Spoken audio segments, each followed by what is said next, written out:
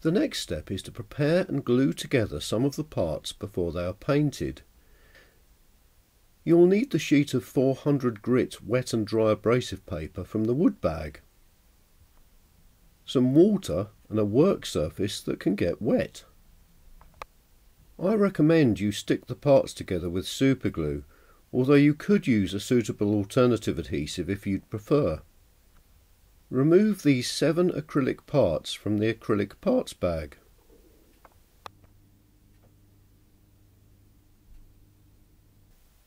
These 6 parts can be found in the bag of fixings,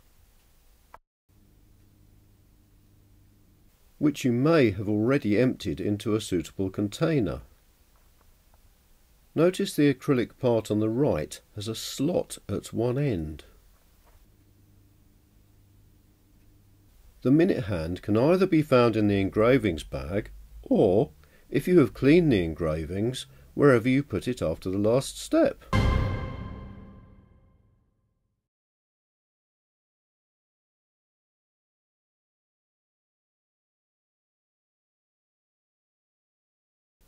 First of all, we'll prepare and assemble the top and bottom parts of the pendulum made from these 6 parts. Use the wet and dry abrasive paper dipped in water to get rid of any blemishes on the plastic parts. As the abrasive is so fine, using it wet keeps it from clogging up. Clean up the part afterwards with a tissue or rag. Check for uneven surfaces or rough edges. Once you are happy with it, get on and clean up the remaining 5 parts. We need to stick these 2 engraved parts onto the 2 drilled out parts you can see in the background. It's important they stand vertically, so sand down the edges that will be glued. Check to see if they stand up on a flat surface. If not, sand them a little bit more.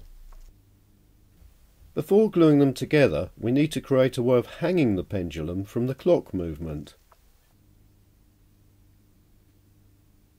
Firstly, place this part on a flat surface with the engraving facing downwards. Now rest the smaller of the 2 hook parts onto the part which is lying face down. Carefully line up the edges as shown. Place a drop of superglue where the 2 parts join. Capillary action will draw it into the join. If you are using a different adhesive, it may be necessary to coat the surfaces before placing them together.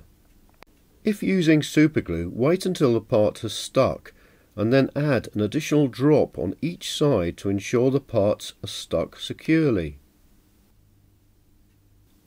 Wipe off any excess with a tissue. Repeat the process with the larger of the 2 hook parts, again lining up the outer edges. Line up the parts as shown, with the glue hole and the pendulum hook facing the same way, towards the back of the pendulum. Try and line up the top part so it sits slightly towards the front of the pendulum. This will help it to hang vertically. When you are happy it's lined up properly, drip a little superglue into the middle of the joint on the side of the hook and hold it until it sets. Now run a little glue along the length of the joint to reinforce it without sticking it to your fingers. Gluing it in this way should avoid any glue appearing on the front of the pendulum. If it all goes horribly wrong, break the joint apart before it sets for too long and sand off any glue with the wet and dry abrasive paper. Then have another go. Once you're happy with the top joint, do the same with the bottom joint, ensuring the engraved side and the hole-free drilled part are on the same side. Again, try and line up the engraved part so it is slightly nearer the front of the pendulum.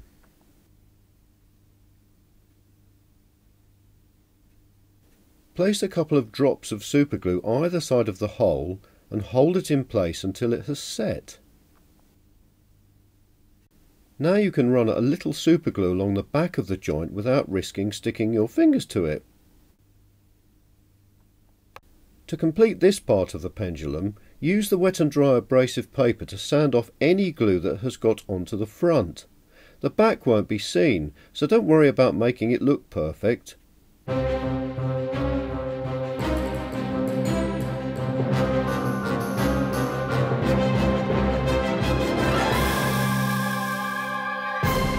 Now to assemble the ball chain pulley. You'll need these two plastic parts, and I'd suggest using the small M3 brass screw from the fixings bag as a guide.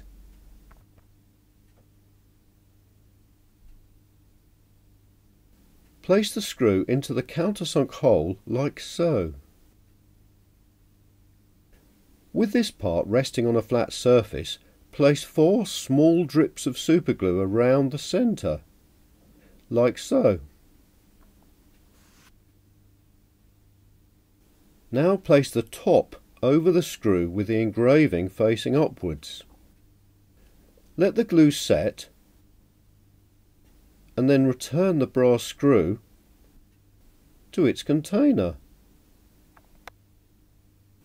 You should now have these 3 parts assembled and ready for painting.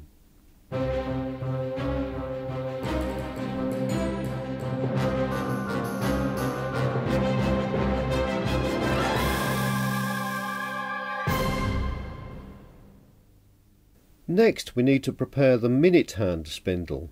This will not be glued onto the minute hand yet, as the spindle first has to be painted. We just want to get it the right way up and sand the end flat that will finally be glued onto the minute hand. Make sure you have the correct spindle part.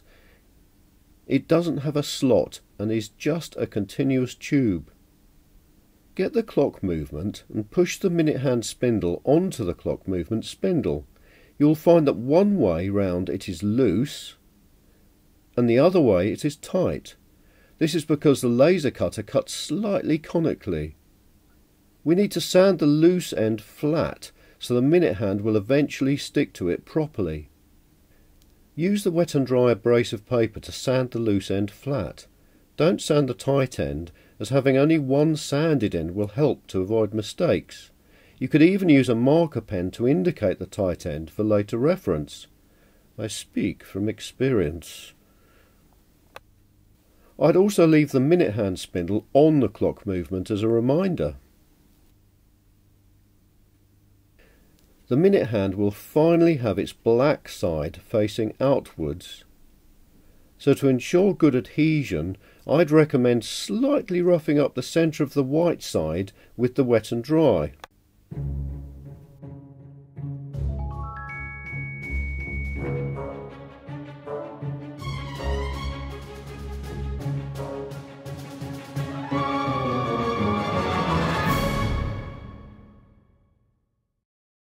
These consist of the transparent gear cutout, 2 black spacers and the ball chain fixing, which does have the slot cut out of it.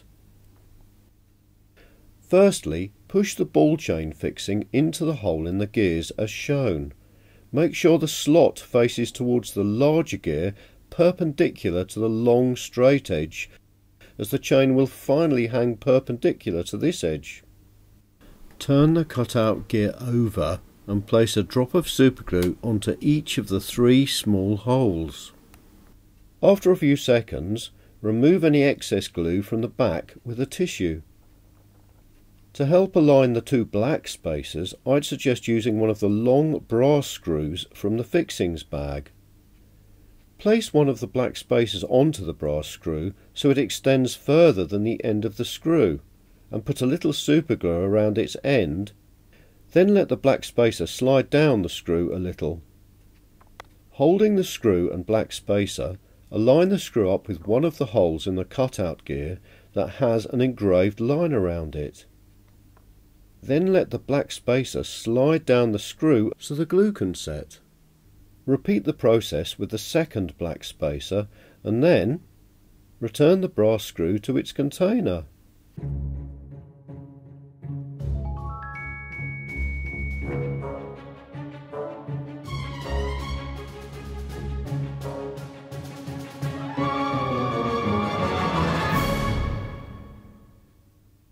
Remove one of the 3 small plastic spacers from your collection of parts. It will fit over one of the long brass screws, which I suggest you use to line it up when gluing. Now remove the ball chain and curly pipe support from the bag of plastic parts. Again, on a waterproof surface, use the wet and dry abrasive paper to clean off and smooth it where necessary. Turn it over so the engraved side is resting on a flat surface. Now place about 4 small drips of superglue around the side hole as shown. Hold the spacer at the top of the long brass screw and place it in the hole. Then let the spacer slide down onto the glue. It should look like this. Return the brass screw to the collection of parts.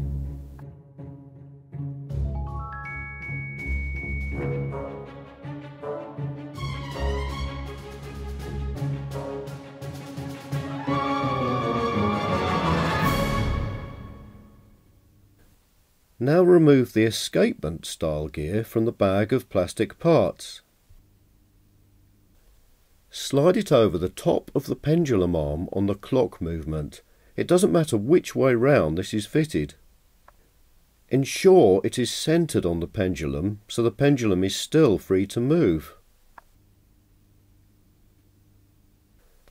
Place a small drop of superglue over each of the 4 small holes from the back.